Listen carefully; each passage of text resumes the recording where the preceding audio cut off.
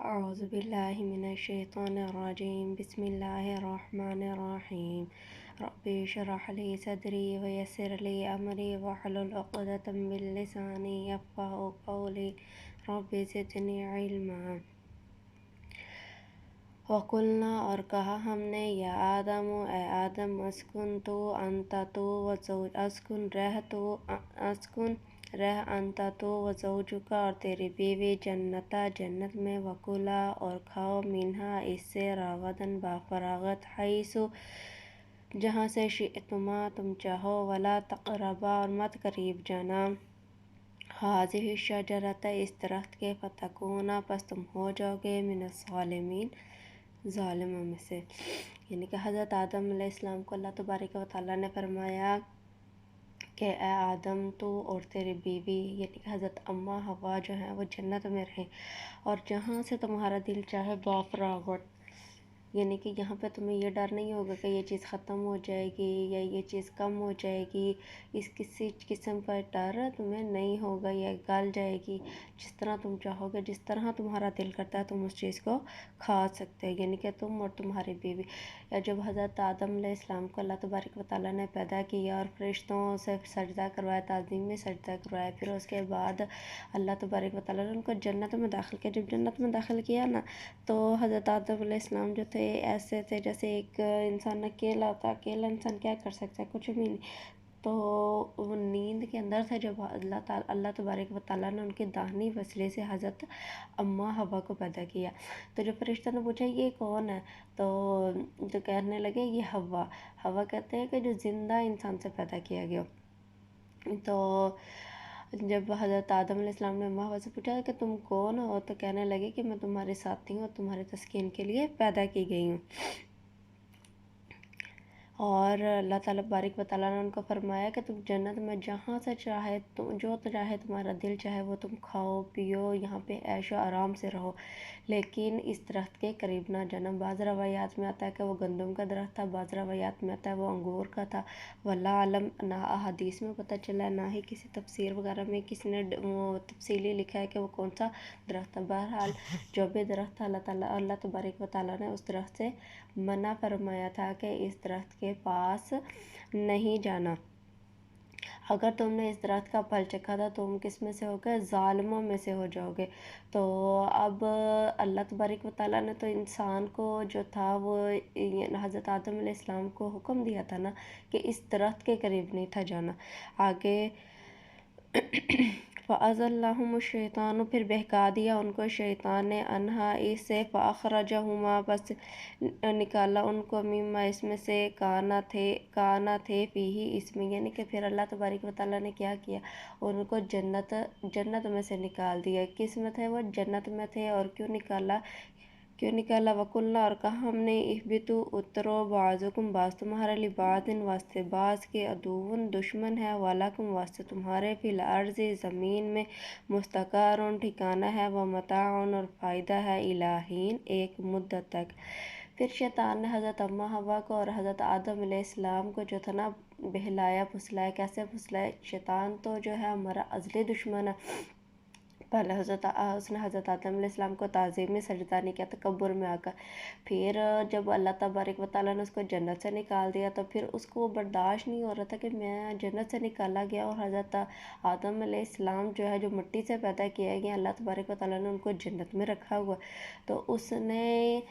کہ بعض روایت میں آتا ہے وہ شیطان یا تو اس نے حضرت اماں حوا کے دل میں وسوسہ ڈالا یا وہ کسی کی چیز کسی شکل میں گیا جیسے سانپ کی یا کسی اور جانور کی شکل میں، وہ حضرت اماں حوا کے پاس گیا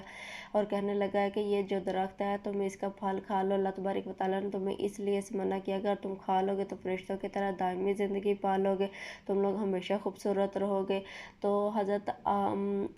سورۃ اعراف میں نا تو اللہ تعالیٰ کے طرف بیان فرماتے ہیں تو اس کا یہی خلاصہ ہے کہ حضرت آدم علیہ السلام کے پاس نا اماں حوا گئی، ان کو کہنے لگی یہ درخت ہم کھا لیتے ہیں، اللہ تبارک و تعالیٰ نے نا ہمیں ایسے ہی کہا ہے کہ شاید اس کا کچھ نہیں ہوگا۔ تو حضرت آدم علیہ السلام جو تھے وہ اماں حوا کے بہکاوے میں آ کر اس پھل کے پاس چلے گئے اور اس کو کھا لیا۔ تو جب انہوں نے کھا لیا تو اللہ تعالیٰ فرماتے ہیں کہ تم نے جیسے ہی انہوں نے اس پھل کو چکھا نا تو ان کے جو حضرت آدم علیہ السلام کے جسم پر کپڑے تھے نا وہ غائب ہو گئے، یعنی کہ جو جنتی لباس تھا، کیونکہ جنتی لباس تو انسان کو تقویٰ کی بنا پر ملتا ہے نا، تو حضرت آدم علیہ السلام سے تو لغزش ہوئی تھی، تو اس لغزش، اس غلطی کی بنا پر جو تھا نا اللہ تبارک و تعالیٰ نے ان کا لباس اتار لیا، یعنی کہ ان سے چھین لیا گیا۔ تو پھر حضرت آدم علیہ السلام کو ایک تو ماشاء اللہ قد بہت زیادہ طویل تھا اور بہت لمبے تھے، تو وہ نا پھر بھاگنے لگے، جب انہوں نے اپنے آپ کو برہنہ دیکھا نا تو وہ بہت پریشان ہوئے اور نا ایک جگہ سے دوسری جگہ بھاگنے لگے۔ تو اللہ تبارک و تعالیٰ نے فرمایا کہ آدم مجھ سے بھاگ رہے؟ کہنے لگے نہیں اللہ تبارک و تعالیٰ میں اپنی شرمندگی کی وجہ سے بھاگ رہا ہوں۔ تو انہوں نے پھر اس درخت کے اوپر ہاتھ لگا کے وہاں سے کچھ پتے وغیرہ اکٹھے کیے اور ان کو انہوں نے اپنی شرمگاہ وغیرہ پر اپنے جسم ان سے ڈھانپا۔ فتلقا، پھر سکھائے آدم علیہ السلام کو من ربہ، فتلقا، پھر سیکھے آدم علیہ السلام نے من ربہ اپنے رب سے کلمات، فتاب علیہ، پھر رجوع کیا اس سے، یعنی کہ اس سے توبہ کی، اس سے معافی مانگی، انہو، بے شک وہ، ہوا وہی التواب، توبہ قبول کرنے والا، رحیم، رحم کرنے والا۔ پھر اللہ تبارک و تعالیٰ سے نا حضرت آدم علیہ السلام نے کلمات سیکھے توبہ کے، کہ توبہ کیسے کرتے ہیں، اگر انسان سے غلطی ہو جائے یا کوئی مطلب کہ کوئی لغزش ہو جائے یا کچھ غلط ہو جائے تو اس کی معافی کیسے طلب کی جاتی ہے۔ تو حضرت آدم علیہ السلام نے جو تھی نا تو معافی کیسے طلب کی تھی، حضرت آدم علیہ السلام نا کتنے سال جب اللہ تبارک و تعالیٰ نے ان کو زمین پر اتارا نا تو روایت میں تو تقریباً 40 سال تک روتے رہے، اور کچھ روایات میں تو وہ اتنے سال روتے رہے، واللہ عالم کتنے سال روتے رہے، لیکن وہ روتے رہے اور تو معافی مانگتے رہے۔ پھر نا ایک دن حضرت آدم علیہ السلام کے نا دماغ میں آیا کہ اللہ تبارک و تعالیٰ نے جب عرش کو بنایا تو عرش کے کنگروں کے اوپر نا اللہ تبارک و تعالیٰ ہمارا کلمہ لکھا ہوا تھا، محمد رسول اللہ، تو نا مطلب کہ ہمارے کلمے کا جو آخری حصہ تھا نا کہ محمد رسول اللہ، عرش کے کنگروں کے اوپر لکھا ہوا تھا۔ تو حضرت آدم علیہ السلام کو نا وہ یاد آیا، تو حضرت آدم علیہ السلام نے کہا کہ اللہ تبارک و تعالیٰ تجھے اس پاکیزہ ہستی کا واسطہ جس کا تو نے اپنے عرش کے کنگروں پر نام لکھا ہوا، اللہ مجھے اس کی وجہ سے نا معاف فرما دے، ان کے واسطے سے مجھے معاف فرما دے۔ تو اللہ تبارک و تعالیٰ نے فرمایا کہ میں نے تمہیں معاف کیا۔ تو پھر ان سے پوچھا حضرت آدم علیہ السلام سے اللہ تبارک و تعالیٰ تم بتاؤ تم نے یہ کلمات کہاں سے سیکھے؟ تو انہوں نے کہا اللہ جب پہلی دفعہ میری آنکھ کھلی تھی تو میں نے عرش کے کنگروں پہ یہ نام لکھا ہوا دیکھا تھا، تو میں نے وہیں سے تجھ سے معافی طلب کی ہے۔ قلنا، کہا ہم نے، اہبطوا، اترو، منہا، اس سے، جمیعاً، اکٹھے، یعنی کہ ہم نے ان کو کیا کہا حضرت آدم علیہ السلام کو تم یہاں سے نکلو اکٹھے، فَإِمَّا، پھر جب یَأْتِیَنَّکُمْ آئے گی تمہارے پاس، منی، میری طرف سے، ھدی، ہدایت، فمن، پس جو کوئی تابع پیروی کرے گا ہدایت کی، فلا خوف، پس نہ کوئی خوف ہوگا، علیہم، اوپر ان کے، ولا ہم، نہ وہ، یحزنون، غمزدہ ہوں گے۔ یعنی کہ اللہ تبارک و تعالیٰ نے ان سے فرمایا حضرت آدم علیہ السلام سے اور اماں حوا سے کہ تم نکلو یہاں سے، تم نکلو، یعنی کہ کہاں سے نکلو، جنت سے نکلو، تم اور تمہارے دشمن، یعنی کہ اللہ تعالیٰ نے ان کو بھی نکالا اور شیطان کو بھی نکالا کہ تم لوگ جو ہے نا میری طرف سے ہدایت ملے گی، اگر جب تم ہدایت چاہو گے جب تم ہدایت چاہو گے تم میری طرف آنا، میرا مطلب کہ میری طرف سے ہدایت ملے گی اور کوئی تمہیں ہدایت دینے والا نہیں ہوگا۔ جب تمہیں ہدایت ملے گی تو تم پر کوئی خوف نہیں ہوگا، نہ ہی تم کسی قسم کے غمزدہ ہوگے۔ ظاہری بات ہے جب انسان غلطی کرتا ہے تو اللہ تبارک و تعالیٰ سے معافی مانگتا ہے، اللہ تبارک و تعالیٰ کے ذات 70 ماؤں سے زیادہ پیار کرنے والی ہے، وہ اپنے بندے کو معاف کر دیتی ہے۔ تو جب اللہ تبارک و تعالیٰ معاف کر دیتے ہیں تو اللہ تعالیٰ فرماتے ہیں کہ میں نے تمہیں معاف کیا، جب اللہ تعالیٰ تو معاف کر دیتا تو ان کے اوپر انسان جو لوگ ہوتے ہیں ان کے اوپر نہ کوئی خوف ہوتا نہ ہی وہ غمزدہ ہوتے ہیں۔ والذین، اور وہ لوگ، کفروا، جنہوں نے کفر کیا، وکذبوا، وہ جھٹلایا، بآیاتنا، ہماری آیتوں کو، اولئک، یہی وہ لوگ ہیں، اصحاب النار، آگ کے رہنے والے، ہم وہ، فیہا، اس میں، خالدون، ہمیشہ رہیں گے۔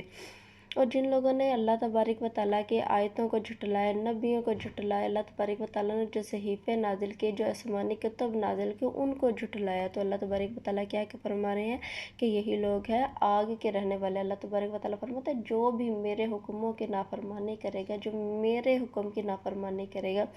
میرے نبیوں کے حکم جو میں نے ان کو عمل بتائے، جو میں نے ان کو کام بتائے، جو میں نے ان کو حکم دی، ان کی خلاف ورزی کرے گا، تو میں اپنے خلاف ورزی کرنے والوں کو نہیں بخشتا، میں ان کو کس میں ڈالوں گا؟ آگ میں ڈالوں گا۔ ہوں وہ فیہا، اس میں خالدون،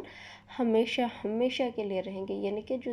دنیا کے اندر آئے ہیں، اللہ تبارک و تعالیٰ تو ہمیں دنیا کے اندر امتحان کے لیے بھیجا نا۔ مطلب کہ کسی کی عمر 60 سال ہوتے ہیں، 70 سال ہوتے ہیں، 20 سال، 25 سال، 1 مہینہ، 2 مہینہ، مطلب کہ جتنی انسان نے اللہ تبارک و تعالیٰ نے انسان کی عمر لکھی ہے، انسان اتنی عمر پا کر اس دنیا سے نکل جاتا ہے۔ جب انسان اس دنیا سے نکل جاتا ہے نا، مطلب کہ اس کے